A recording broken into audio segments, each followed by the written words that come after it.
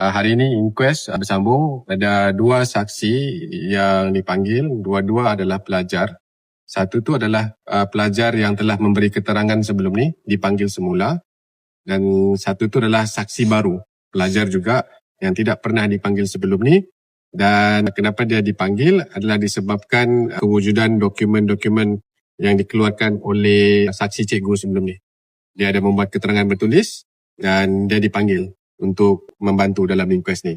Bagi pelajar yang telah memberi keterangan yang sebelum ni, yang pertama, dia ada memberi penjelasan bahawa dia ada menerima beberapa nota surat daripada Zara. Dan surat-surat tu ada surat helaian berwarna kuning telah diberikan kepada cikgu. Dan dalam surat kertas kuning tu, dia kandungannya ialah adalah by kesayangan begitu. Dan apabila ditanya apa maksud kertas kuning tersebut, pelajar ni cakap, oh ini dia ingin memberitahu saya dia akan ke musolah. Dia ke musolah dulu sebab tu dia tinggalkan nota tersebut, dia selitkan di buku teks saksi. Buku teks saksi. Lepas tu dia juga menerangkan ada lagi satu nota tapi nota tu sudah hilang.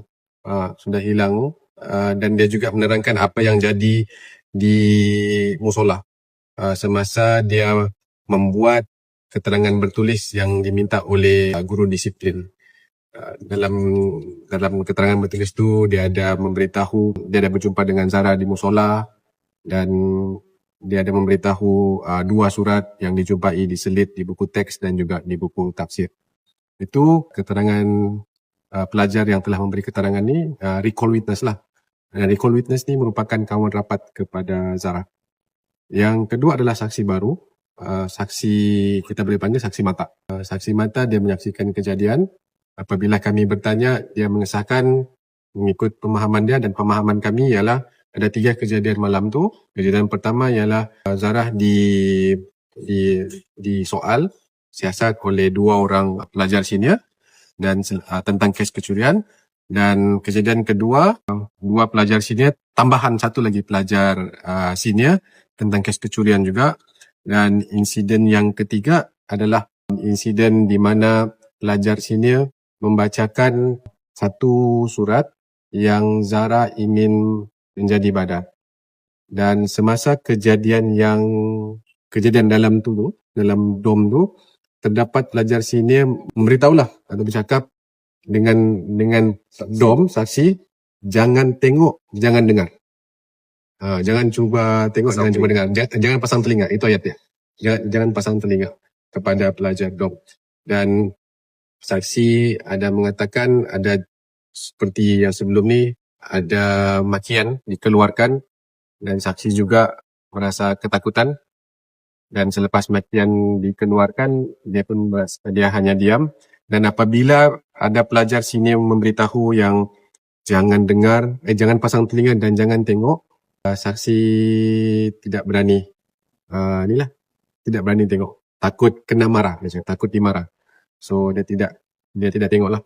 Itu perkara yang baru. Dan selepas tu dia juga berkatakan ketiga-tiga kejadian tu, kejadian pertama berlaku dalam lebih kurang 20 minit lebih. Kejadian kedua pun lebih kurang begitu. Kejadian ketiga lebih kurang 10 ke 20 minit lebih. Ini adalah saksi mata yang baru hari ini muncul memberi keterangan mengenai kejadian yang berlaku di dom.